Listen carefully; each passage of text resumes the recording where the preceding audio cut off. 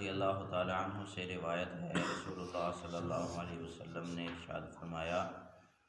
2 کا کھانا 3 کے لیے کافی ہو جاتا ہے، 3 کا کھانا 4 کے لیے کافی ہو جاتا ہے۔ اس کا مطلب یہ ہے کہ 2 آدمی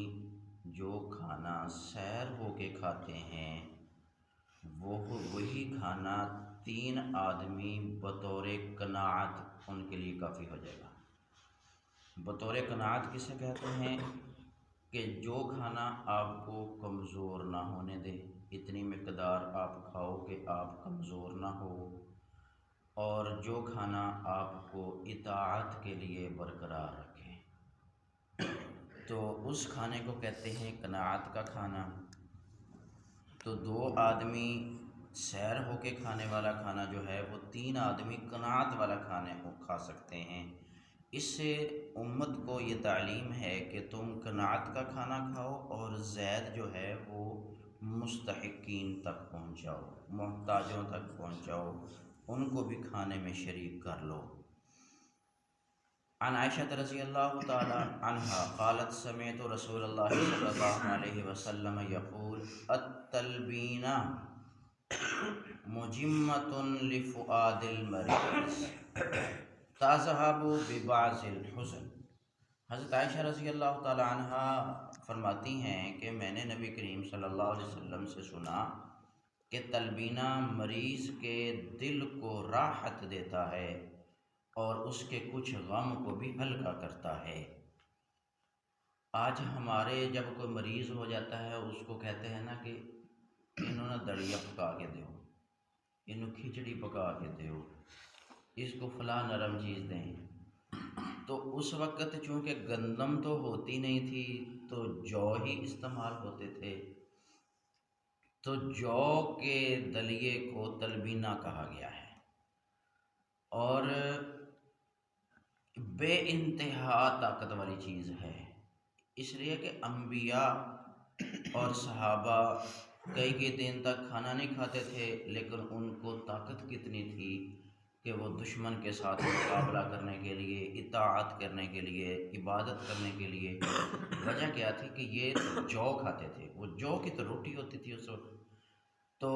جو کی روٹی اور جو کا تو دلیہ ہے اس کو تلبینہ کہا، اور سرکار دو عالم صلی اللہ علیہ وسلم نے ارشاد فرمایا کہ یہ مریض کے دل کو راحت دیتا ہے اور اس کے کچھ غم کو بھی ہلکا کرتا ہے، اور مریض کے لیے نرم غذا کے طور پر بھی استعمال ہو جاتا ہے۔ اور ایک اور حدیث میں ہے، یہاں تو اس میں ذکر نہیں ہے، نہ ہی اس باب کے ساتھ تعلق ہے، سرکار دو عالم صلی اللہ علیہ وسلم نے جبریل سے کہا کہ میں تھک جاتا ہوں، اب جو ہے نا بڑھاپا آ گیا ہے، تو جبریل نے پھر کہا کہ آپ جو ہے نا تلبینہ استعمال کیا کریں، تو سرکار دو عالم صلی اللہ علیہ وسلم کے لیے پھر تلبینہ جو ہے وہ بنایا جاتا تھا۔ جو کے دلیے کو دودھ میں پکا کر اوپر شہد ڈال کر کھا لیا کرتے تھے، اب اس میں کھجور بھی ڈالی جا سکتی ہے، شہد بھی ڈالا جا سکتا ہے، تو پھر سبحان اللہ کتنی عمدہ غذا بن جائے گی، بیمار نہ بھی ہو عام آدمی بھی کھا سکتا ہے۔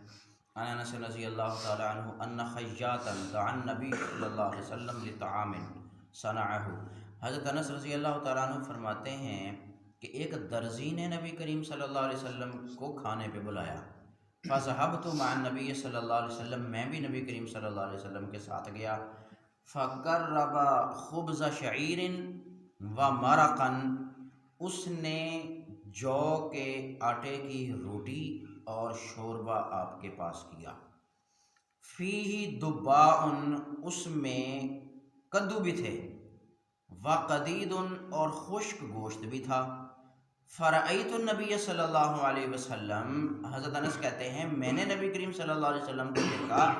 یتتبع الدباء من حوالی القصع، حوالی کہتے ہیں کنارے کو، قصع کہتے ہیں پیالے کو، میں نے کہتے ہیں دیکھا کہ نبی کریم صلی اللہ علیہ وسلم پیالے کے کنارے سے کدو تلاش کر رہے ہیں، فلم ازل احب الدباء بعد یومئذ،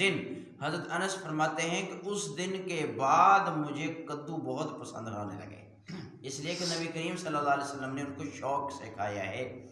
اور یہ دیکھیں، حالانکہ وہ اس میں کدو تھے، ایک ہی چیز تھی پیالے کے اندر،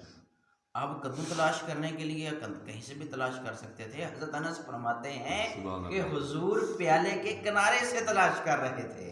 کہ پچھلی حدیث گزری ہے حضور نے جب ہمیں حکم دیا کہ اپنے سامنے سے کھاؤ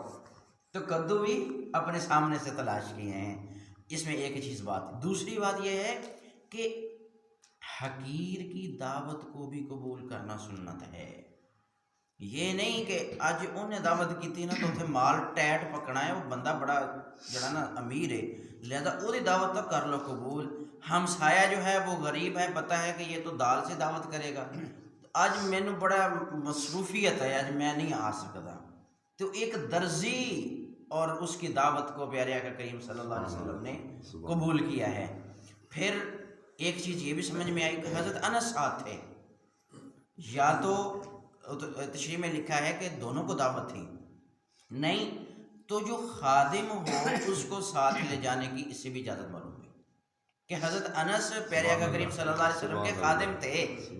تو یہ بھی خادم کو بھی حقیر نہیں جاننا چاہیے اپنے ملازم کو, نوکر کو, کہ دعوت تو مجھے ہے تو میں اس کو کیوں ساتھ لے کے جاؤں. تو آپ اس اپنے خادم کو بھی ساتھ لے گئے ہیں. کتنی ہمیں پیاری باتیں حدیث پاک سے ملتی ہیں. اللہ رب العزت عمل کی توفیق اللہ.